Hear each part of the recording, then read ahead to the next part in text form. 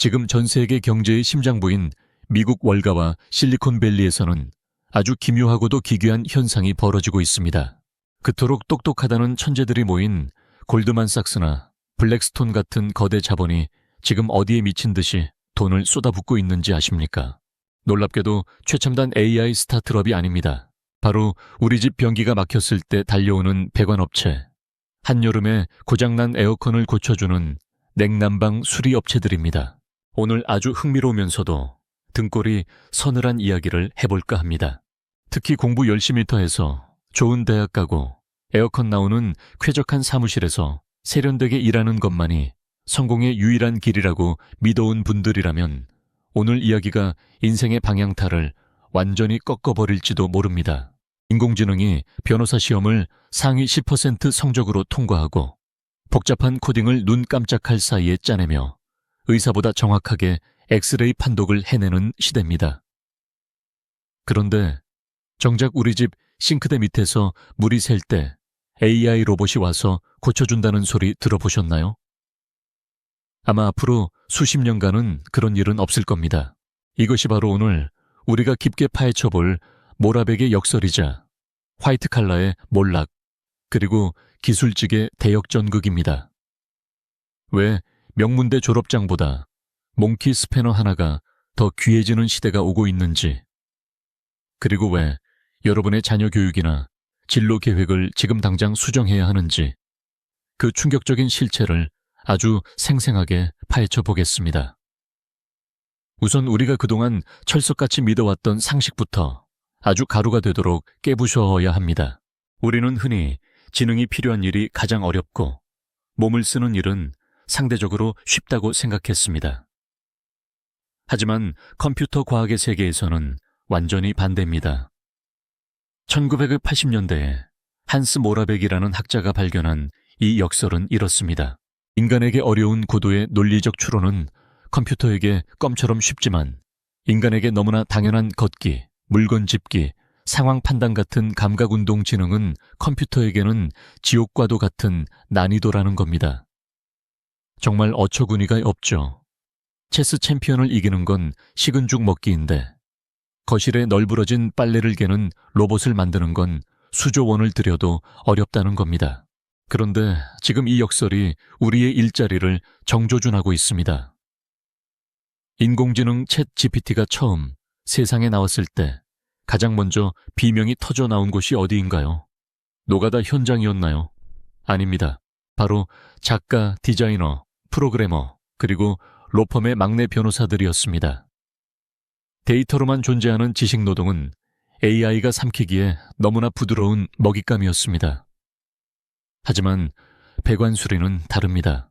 집마다 배관 구조가 다르고 녹슨 정도가 다르고 좁은 틈새에 팔을 집어넣어 미세한 손가락 감각으로 볼트를 조여야 합니다.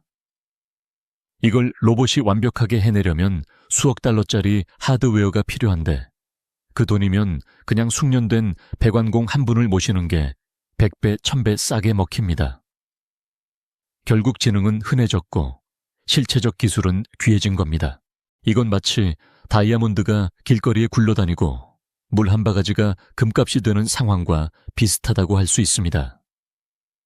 실제로 미국의 상황을 보면 이건 그냥 예측이 아니라 이미 벌어지고 있는 처절한 현실입니다. 지금 미국 Z세대 사이에서는 블루칼라의 귀환이 열풍을 넘어 광풍으로 불고 있습니다. 대학 가서 학자금 대출 1억 원 넘게 쌓고 취업난에 허덕일배야. 일찌감치 전기 기술이나 냉난방 기술을 배워서 연봉 1억 원 넘게 받겠다는 청년들이 폭증하고 있습니다. 미국 노동부 통계를 보면 숙련 기술직의 연봉 상승률이 대졸 사무직을 압도한 지 오래됐습니다. 웬만한 대기업 신입사원보다 용접공이나 엘리베이터 수리공의 초봉이 훨씬 높다는 게 믿기시나요? 심지어 숙련된 배관공의 연봉이 변호사나 회계사를 앞지르는 사례가 속출하고 있습니다. 만약 여러분이 투자의 귀재라면 지금 어디에 베팅하시겠습니까? 일자리가 사라질 위기에 처한 화이트 칼라들의 사무실인가요? 아니면 사람이 없어서 부르는 게 값진 기술 서비스 시장인가요? 월가의 자본가들은 이미 답을 내렸습니다. 그들은 지금 전국의 배관, 전기공사 업체들을 무서운 속도로 인수합병하고 있습니다. 마치 과거에 통신망이나 도로 같은 인프라를 독점하듯 인간만이 할 수 있는 필수 서비스를 장악하려는 겁니다. AI가 세상을 지배하고 메타버스가 어쩌고 해도 결국 병인은 막힐 것이고 에어컨은 고장날 테니까요. 그럼 우리 한국은 어떨까요? 미국 이야기겠지라고 생각하신다면 정말 큰 오산입니다. 오히려 한국은 미국보다 훨씬 더 극단적이고 처참한 대역전극이 벌어질 가능성이 큽니다. 왜냐고요? 바로 전 세계 꼴찌 수준의 저출산과 지독한 학벌 중심주의 때문입니다. 우리나라만큼 모두가 대학에 가려고 목숨 거는 나라가 또 어디 있습니까? 그 결과 사무직 지망생은 넘쳐나서 몸값이 똥값이 됐는데 정작 우리 사회를 유지하는 실질적인 기술 인력은 씨가 말랐습니다.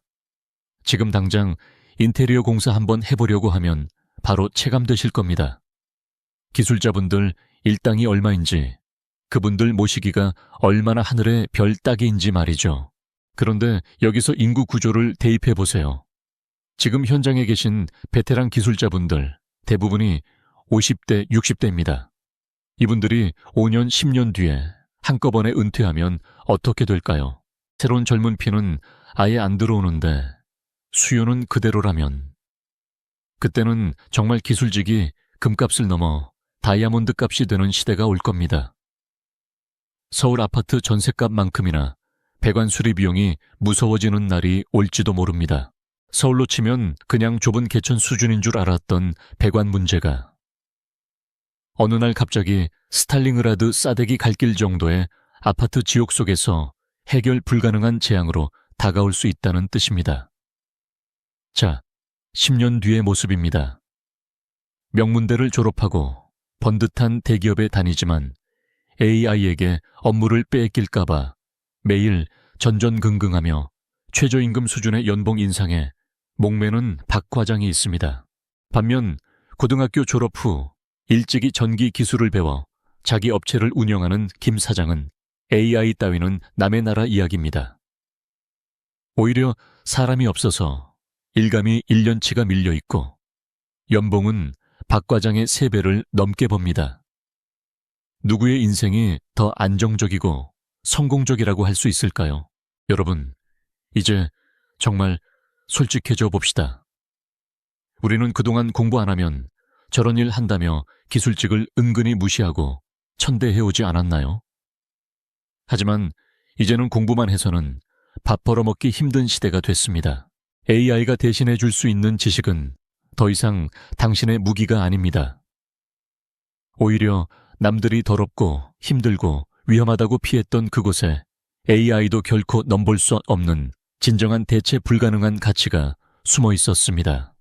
그렇다고 제가 지금 당장 다니던 직장 그만두고 용접 배우러 가라는 뜻은 아닙니다. 핵심은 진로에 대한 고정관념을 완전히 리셋해야 한다는 겁니다. 내 자녀가 공부에 소질이 없다면 억지로 대학 보내서 인겨 지식 노동자로 만드느니 차라리 일찍부터 대체 불가능한 실물 기술을 배우게 하는 것이 훨씬 더 안정적이고 풍요로운 미래를 보장할 수 있다는 뜻입니다. 우리는 지금 거대한 패러다임의 전환기 속에 서 있습니다. 과거에는 책 속에 길이 있었지만 이제는 현장에 길이 있습니다. 대학 졸업장이 성공을 보장하던 공식은 이미 산산조각 났습니다. 이제는 무엇을 아느냐가 아니라 무엇을 직접 할 수 있느냐가 부의 지도를 결정합니다. 화이트 칼라의 화려한 겉모습에 속아 무너지는 배에 계속 올라타 계시겠습니까?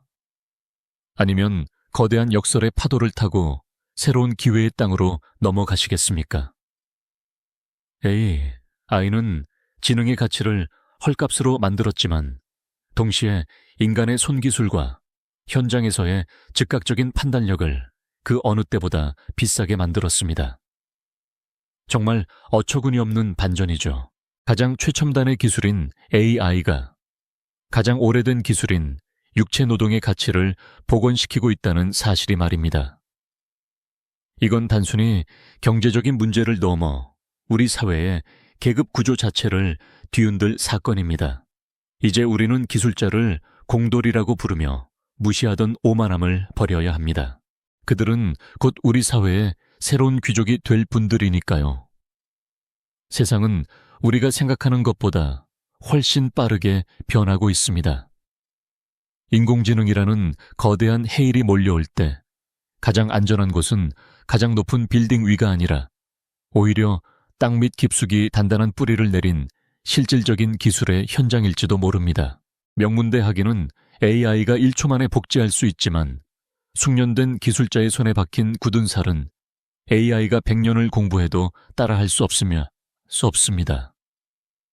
만약 당신이 지금 20대로 돌아간다면 어떤 선택을 하시겠습니까? 혹은 지금 자라나는 아이들에게 어떤 미래를 이야기해 주시겠습니까? 여전히 국영수 문제집 한 권 더 푸는 것이 인생의 정답이라고 말씀하시겠습니까? 아니면 세상의 변화를 읽고 남들과는 다른 진짜 실력을 쌓으라고 조언하시겠습니까? 오늘 이야기가 여러분의 미래와 자녀의 앞날에 작은 이정표가 되었기를 바랍니다.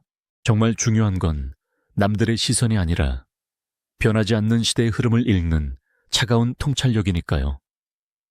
지식의 소용돌이는 여러분이 이 거친 변화의 시대에서 길을 잃지 않도록 앞으로도 가장 날카롭고 생생한 이야기로 찾아오겠습니다.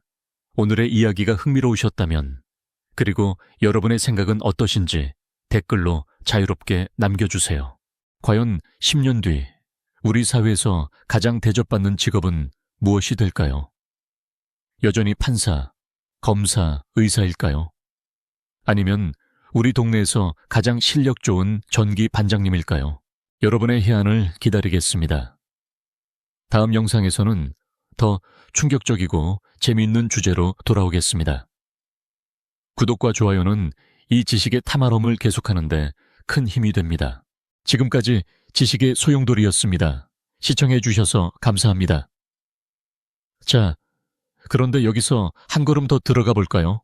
AI가 정말로 기술직까지 위협할 날은 영영 오지 않는 걸까요? 사실 구글이나 테슬라 같은 기업들이 휴머노이드 로봇을 만들려고 혈안이 된 이유도 바로 여기에 있습니다. 모라백의 역설을 깨고 배관 수리까지 하는 로봇을 만드는 순간 그 기업은 인류 역사상 유례없는 부를 거머쥐게 될 테니까요. 하지만 전문가들은 말합니다. 그날은 우리가 생각하는 것보다 훨씬 더 멀리 있다고요. 로봇이 계단을 오르고 문손잡이를 돌리고 수만 가지 종류의 볼트를 구분해서 적절한 힘으로 조이는 것은 단순히 지능의 문제가 아니라 물리적 세계와의 상호작용이라는 거대한 벽이 있기 때문입니다. AI는 뇌는 가졌지만 아직 인간처럼 정교한 몸은 갖지 못했습니다. 그 몸을 만드는 비용이 인간의 인건비보다 저렴해지는 그날까지 기술직은 AI 시대의 유일한 성역으로 남을 것입니다. 이 성역 안으로 들어갈 것인가, 아니면 성역 밖에서 AI와 피 튀기는 경쟁을 벌일 것인가. 선택은 오로지 여러분의 몫입니다. 하지만 한 가지 확실한 건 이제 지식의 양으로 승부하는 시대는 끝났다는 사실입니다. 여러분의 손에 무엇이 들려 있는지가 여러분의 미래를 결정할 것입니다. 다시 한번 상상해 보십시오. 남들이 모두 AI에게 일자리를 뺏길까봐 벌벌 떨며 컴퓨터 앞에 앉아 있을 때 유유히 장비 가방을 챙겨 현장으로 나가는 당신의 모습을 말이죠. 그것이야말로 진정한 자유이자 이 시대의 새로운 권력일지도 모릅니다. 세상이 복잡해질수록 답은 명확해집니다. 본질로 돌아가야 합니다. 인간만이 할 수 있는 것, 기계가 가장 하기 힘들어하는 것에 집중하십시오. 그것이 바로 화이트 칼라의 위기를 넘어 AI의 역설을 기회로 만드는 유일한 필승법입니다. 오늘 긴 시간 동안 함께해 주신 여러분, 다시 한번 감사드립니다. 여러분의 인생에 오늘 이 이야기가 강력한 훅이 되어 가슴속에 남았으면 좋겠습니다. 정말로 이 시대는 준비된 자에게는 축복이지만 고정관념에 갇힌 자에게는 재앙이니까요. 여러분의 앞날에 AI도 어쩌러지 못할 단단한 실력과 행운이 가득하기를 진심으로 기원합니다. 그럼 진짜로 다음 시간에 뵙겠습니다. 구독 꼭 눌러주세요. 여러분의 경제에 길잡이가 되겠습니다. 감사합니다.